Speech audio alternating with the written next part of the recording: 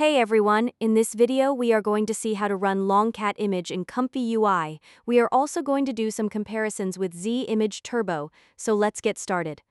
The download links I am using in this video are available in the description. First, open the download link for LongCat Image. Here, you can see the LongCat Image bf.safetensors file. Use the download button to get it. Next, we need the text encoder. Open the link for the text encoder where you can find two versions. One is BF16 and the other is FP8 scaled. These are the same text encoders used for QN image models, so if you already have them, you don't need to download them again, just use your existing ones. If you don't have them, use the download button to get them. I will be using the FP8 scaled one. The next important file we need is the VAE. Open the link for the VAE, and you will find a.safetensors. This is the same VAE used for Z Image and Flux 1 models, so you may already have it. If so, use that one. Otherwise, download a new one using the download button. After downloading every file, let's see where to put them inside ComfyUI. Let's open the ComfyUI folder. As always, I am using the portable version. Open it, and then navigate to the Models folder. From there, find and open the Diffusion Models folder. This is where we put the LongCat image model. Now for the text encoder, let's go back and find the text encoders folder, open it.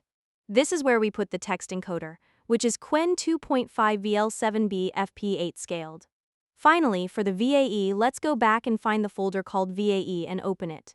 This is where we put the VAE file, which is ae.safetensors. Now that we are ready, let's switch to ComfyUI.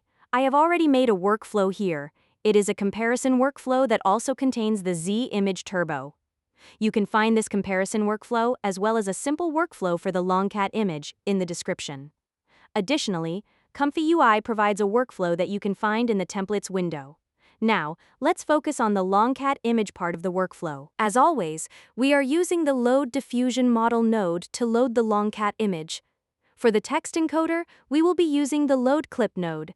As you can see here, I have selected Qwen 2.5 VL7B FP8 scaled in the Load Clip node, and the type is set to LongCat Image. If you are missing the LongCat Image option, that means your ComfyUI is outdated, so please run an update. Then the device which is set to default. To load the VAE, we will use the Load VA node. As you see here, ae.safetensors is selected. Then we have the Model Sampling Aura Flow node, which is added between the Load Diffusion Model node and the CFG norm.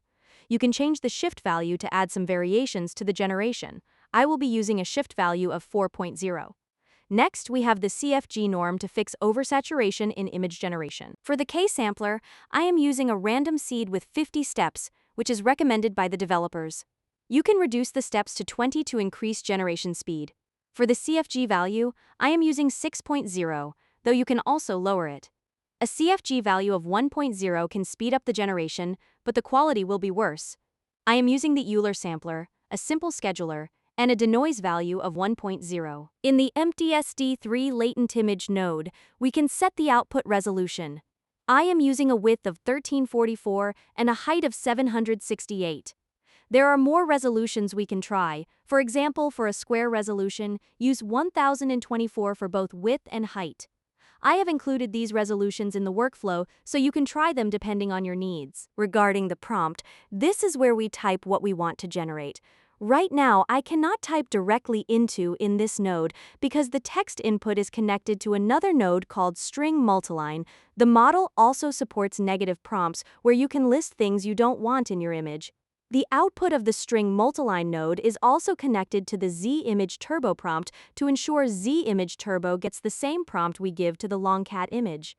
Finally, we have the V8 decode node, which transforms the generated latent into an image, followed by the Save Image node. The Preview Image node is connected to the Z Image Turbo part of the workflow.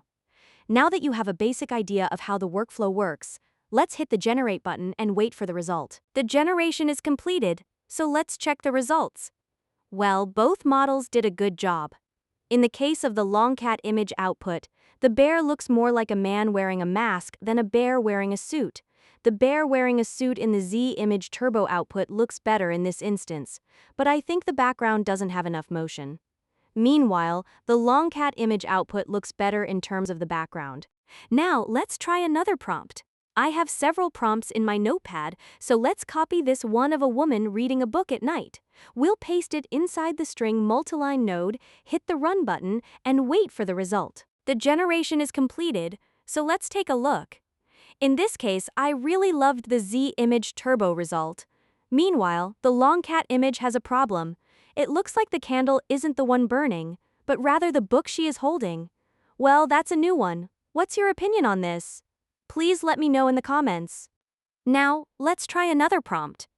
Let's select this one of hairstyling, copy it, and paste it inside the string multiline node. We are ready. Let's run the generation and wait for the result. The generation is completed, so let's take a look. Well, this time, both LongCat Image and Z Image Turbo had some problems. To me, the Z Image output looks better, while the LongCat Image output has more issues. For example, what is she even holding? And what on earth is she doing to the hair? Well, I am definitely confused. Now, it's time for another prompt. What about creating a character sheet? Let's do that. Let's open the notepad and copy the prompt for creating a character sheet. Then, we'll paste it inside the string multiline node, hit the generate button, and wait for the result. It's finished. Now, let's take a look.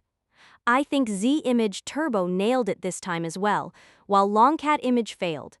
If you look closer at the LongCat Image output, the character in the side profile is missing hands, and there are several minor issues here and there.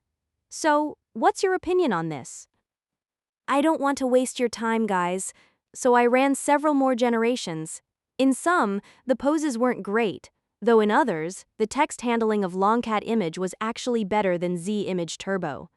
In my opinion, the model isn't incredibly impressive, but it's still a good model.